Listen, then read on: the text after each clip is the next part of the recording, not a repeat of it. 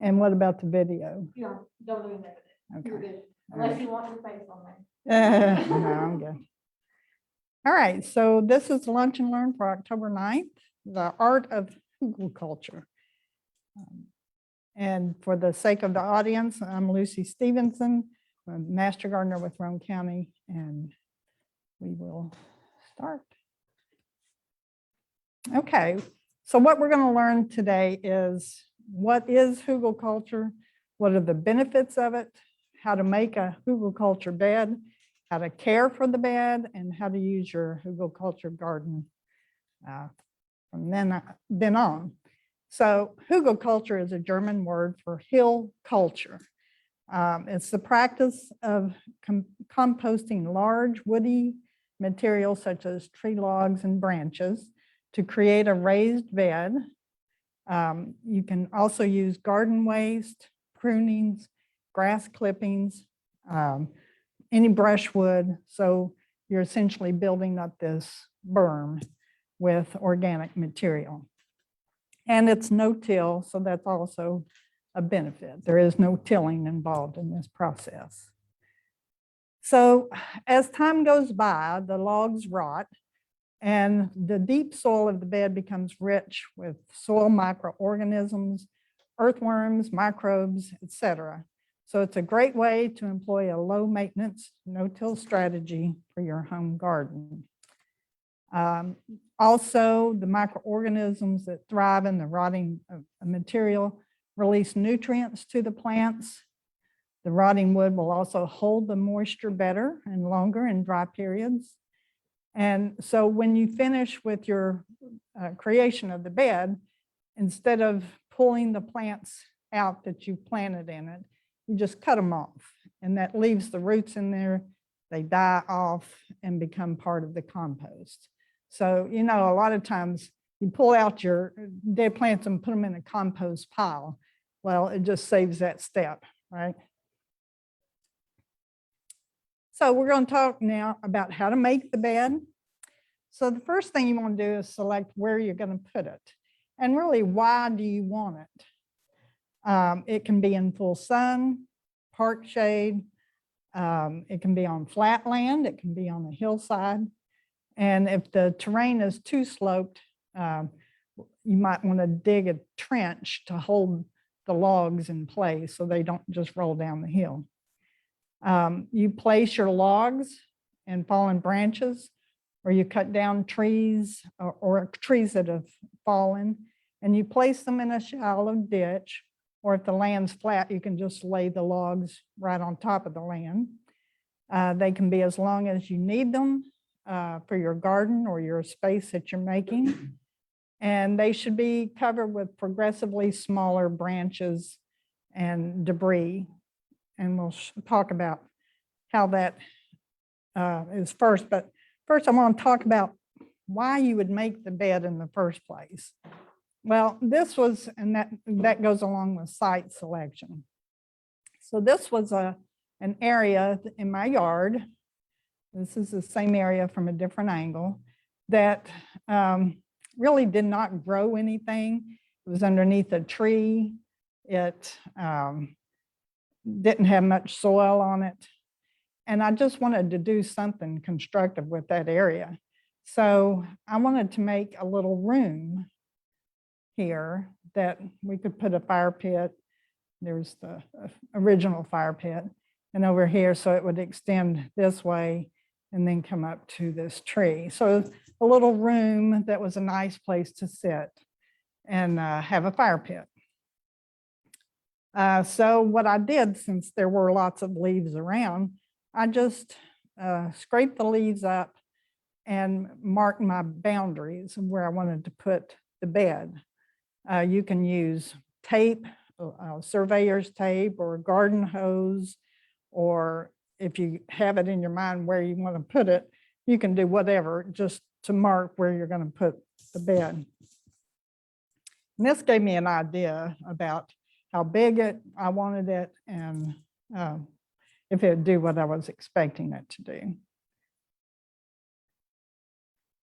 And the next thing is you place your logs in the branches, as we said. So I live in an area that has a lot of old trees, and I'm forever getting, in fact, one huge one fell on the house the other night.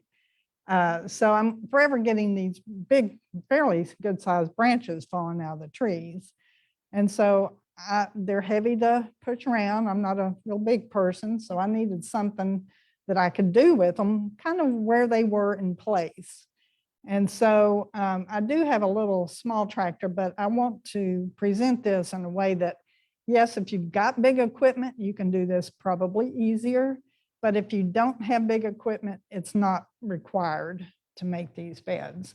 So you get your logs, the bigger ones, and you put them down. Now you can dig a little trench to put them in to kind of solidify where they are, especially if you're on a hill.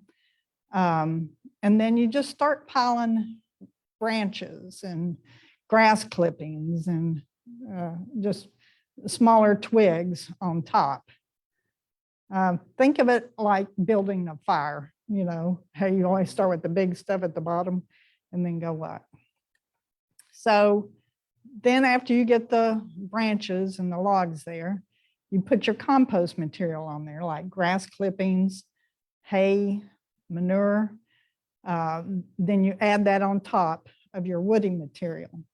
You poke the compost or clippings or whatever you're putting in there into the crevices of the branches so that it's pretty tight.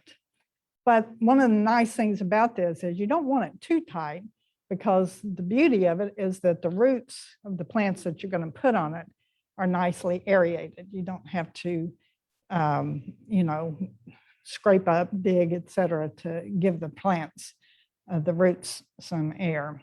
So you poke the compost material in the cracks between the logs and brushy material until it's fully covered. Then you cover the compost material with dirt, topsoil. If you dug the ditch, you can take that dirt that you dug with it, put it in a wheelbarrow, and then after you lay your logs, just put the dirt back on top of the logs. I did topsoil just because I had a pretty good size area that I was working with. This area is about 20 by 20.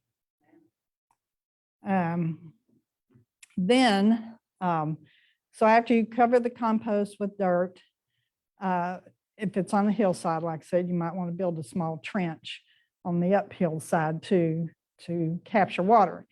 The main reason for putting a Hügelkultur bed on a hillside is to divert water. If you've got a lot of erosion going on down a hill and you want to divert some of that water so that you can almost terrace it, that way it captures. You'll want to put your logs kind of at a slant so that you're not pulling water behind it. You're just diverting water. You're just putting it kind of a slant as it goes down the hill. Any questions so far? Good. All right, so this is that process. This is step 3. I added the leaves. You can see back here behind this area. This was a 2-step process. Added the leaves. Those leaves that I used to show where I was going to put it, I just put them on top of the logs. I also had some grass clippings in there that I put. And then once you get that done, then you put your topsoil on top of that. Pretty simple, right? All right, so this is another picture of, this is where I added the leaves, and this is where I added the topsoil. I did go get topsoil from Home Depot or Lowe's or wherever you get your topsoil from, because I just didn't have enough. So wherever your source for topsoil, just make sure that it's not filled up with, you know, somebody else's weeds. So this is what it looked like during the process of putting in the leaves and then the dirt. All right, step 5 is then immediately plant a crop on top of this. You can put, if you're not ready to put your vegetables on it or your flowers on it, but you don't want it to erode, just sow some rye, winter wheat or ryegrass or clover is a great nutrient finding ground cover like place just to keep things from eroding. And then when you get to the point where you're ready to plant it, you can. Now I've seen several sources that say, when do you plant in it?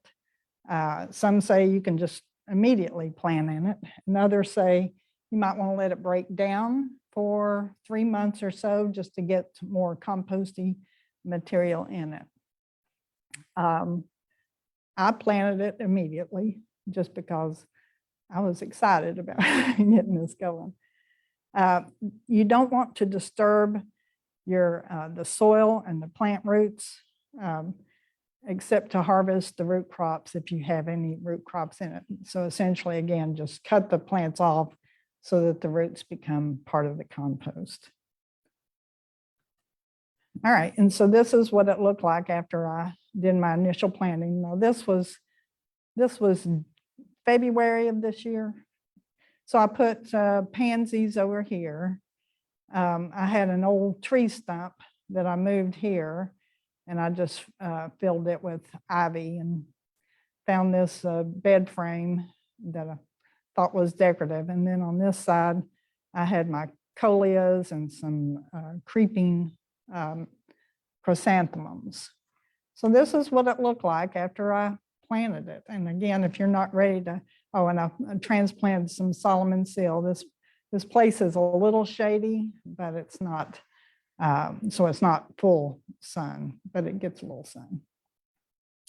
So this was what it looked like after I got it. And I found some patio furniture and just made a nice little sitting space. And this is another, after I, of course, planted my plants, then I mulched it. So now I've got this little berm, or 2 berms in this case, that made a nice little room for it. So this is kind of a before, as you saw before, and then this is an after, where I've got my plants in there, my berms made, and I was ready to rock and roll for the spring. So this was as things grew on. My pansies did great in there. They have a fairly shallow root system, as well as the Solomon seal, and it did fine. And then I did burn out my coleus. I planted them too early. I was a little too anxious, and the lake frost got them, but I was able to save enough of them to put some more out there. And I put a little shade cloth on, so it made a nice little room for, these are the coleus after they grew out. And this is just a little tour of it.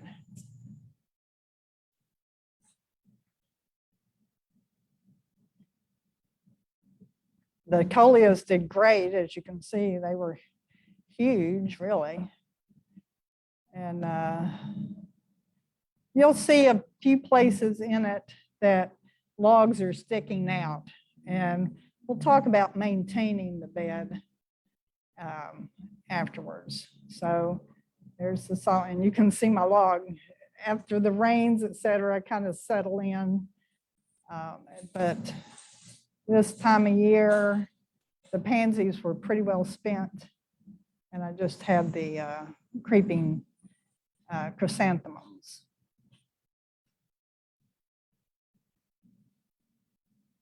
So I was pretty happy with that. It worked out well. Is there a amount of time that you think that your burn will last before? Yes, and that we'll cover that, but essentially it's 3 to 5 years, 5 to 7 years, somewhere around the 5-year middle mark, because it will decay, and then you can just keep piling debris on top. You'll end up getting just a compost heap, essentially.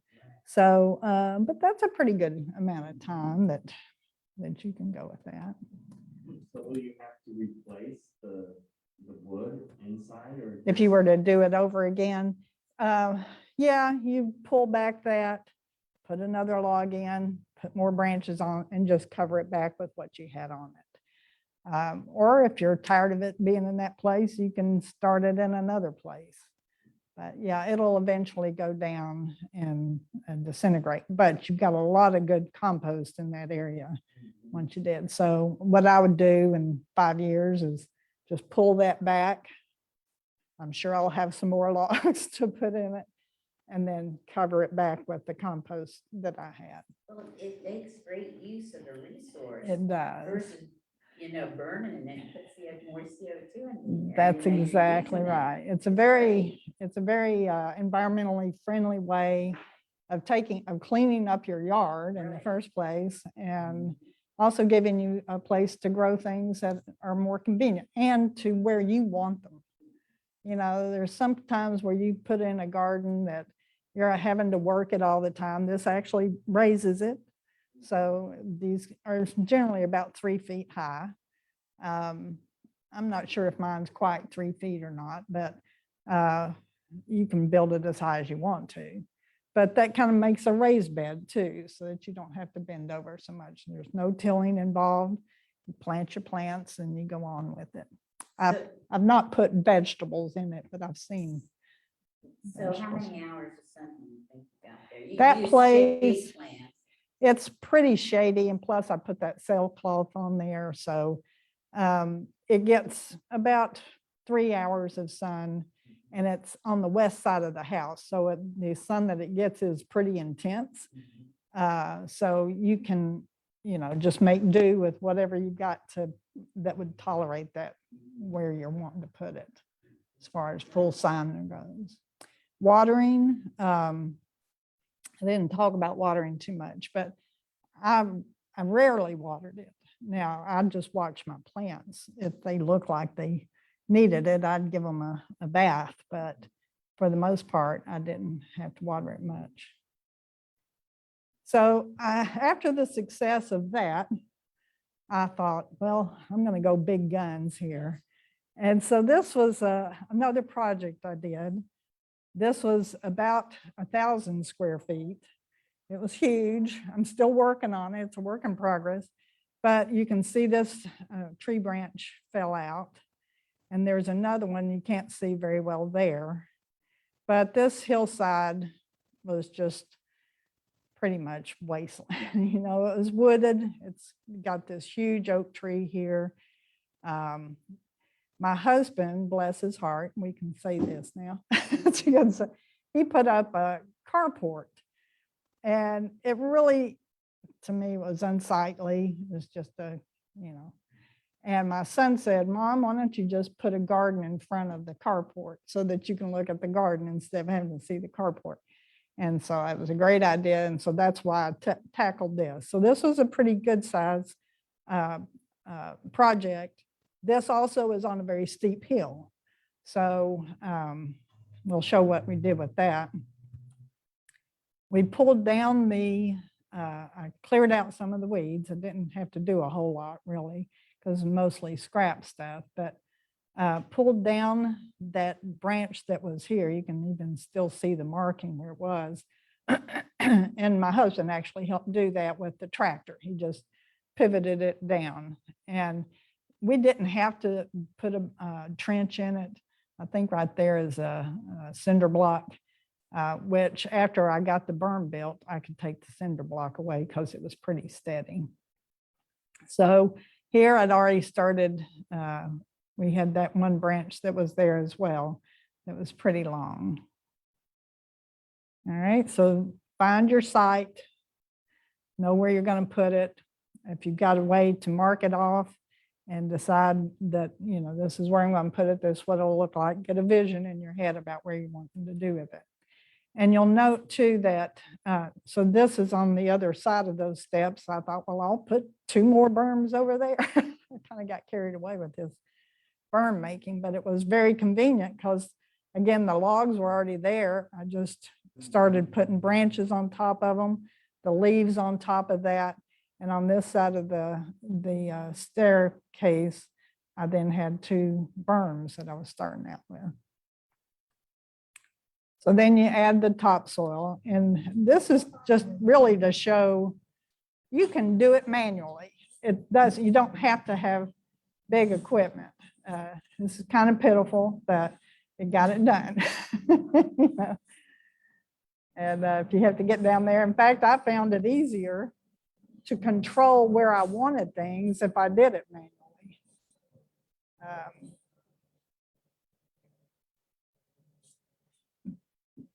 I had a fella come in with a couple of loads of topsoil, and you know, he's in a bobcat. Something happens to you when you get in those bobcats, you feel invincible. And he took out my hydrangea, he scraped off the tree, and then he started to scrape up the berms that I had just put in because he wanted to level it, you know.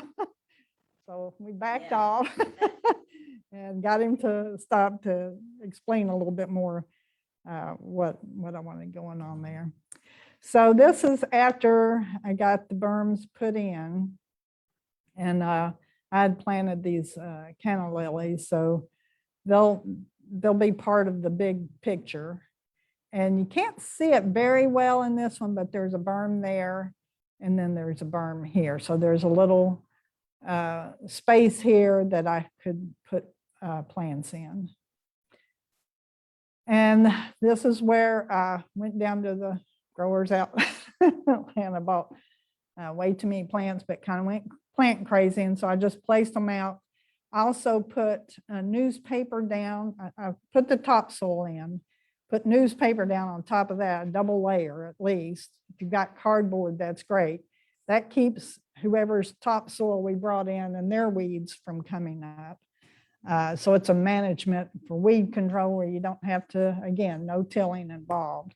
And then I put the mulch on top of the newspaper.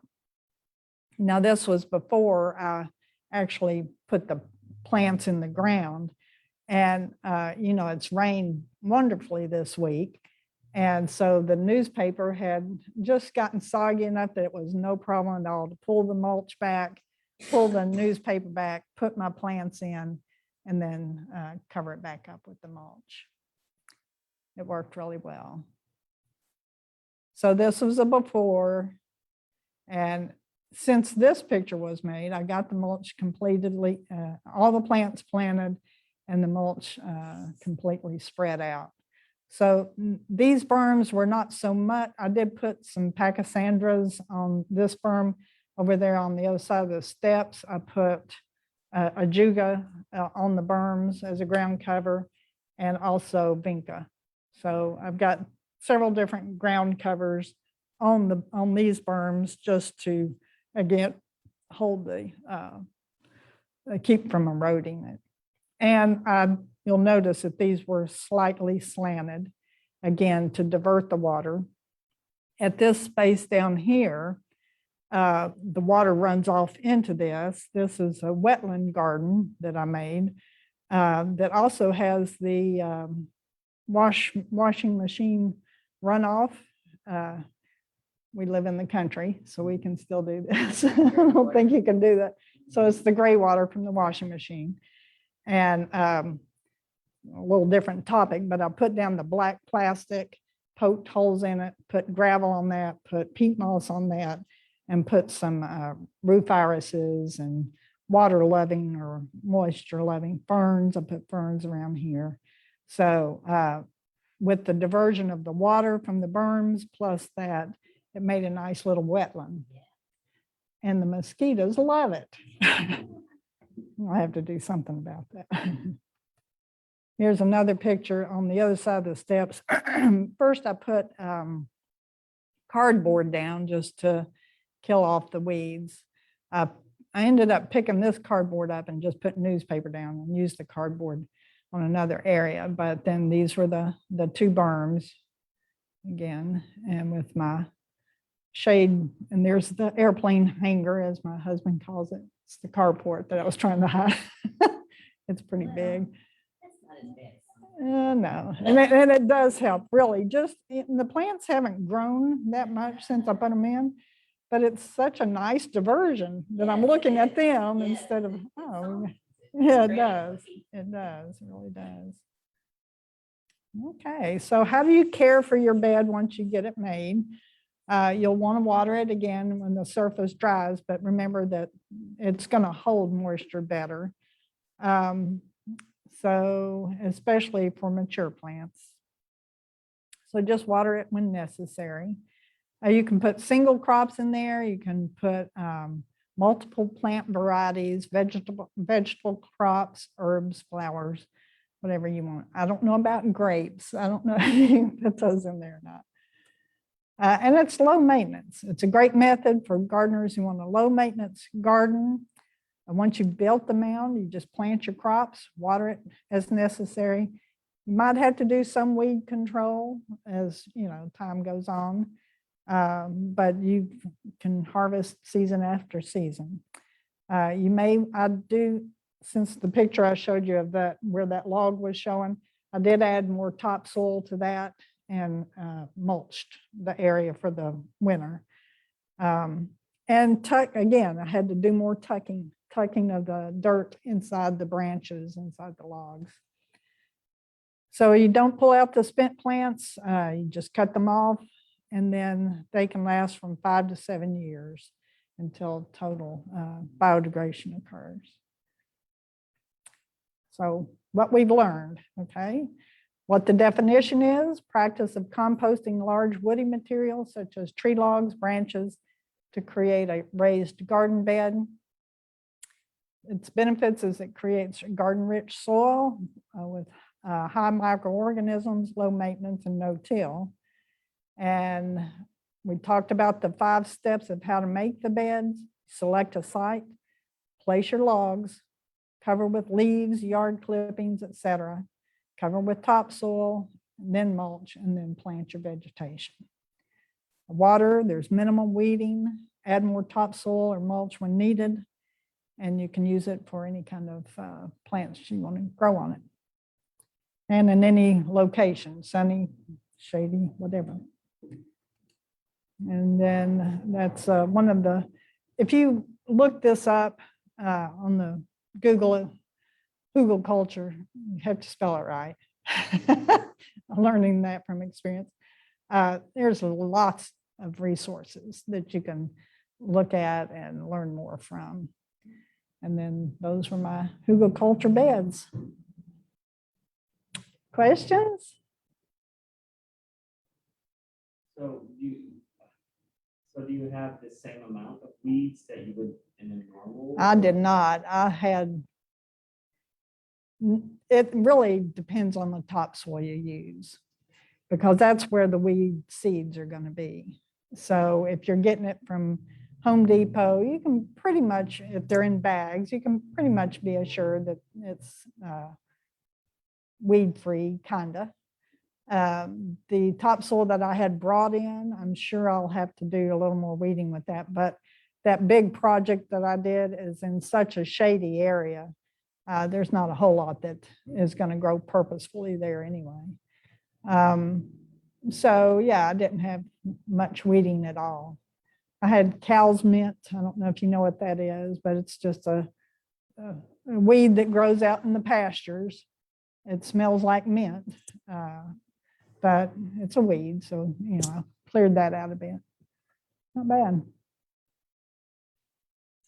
I can see a place I could really use. It's kind of like your wetlands, because we have some woods beside us, and there's woods, and both of our eave troughs go down and into an area that I wanted to save it, and Right. our property there, and also to decrease runoff. Yeah. So I think Yeah. I'll give that a try. Yeah. It's not so hard. It is easier if you've got, I've got a little yard tractor.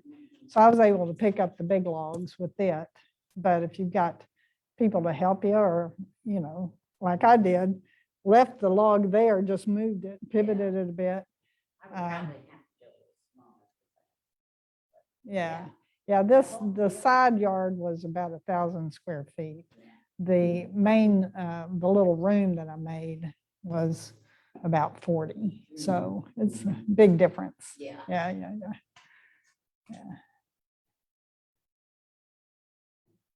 You're welcome. Any other questions, thoughts, comments?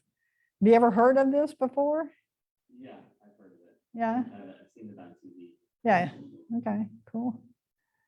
Yeah. I mean, you make it seem simpler It is pretty simple. I thought, I'm not gonna have enough information to spread this out over an hour. But yeah, it's pretty simple. It's some basic steps. It sounds more exotic than it is. Yeah, you're just essentially piling up your refuse and using it to benefit yourself. I've seen people have them pretty high mounds that they grow their vegetables on, especially vining, cucumbers and things like that. And then so they have a pole at the top that they put them up the trellis. So then they have a trellis across the top of them to grow those kind of vegetables. It makes it a little easier to gather. Yeah. All right. Well, thank you all for coming. Enjoyed having you. Please do, we appreciate it.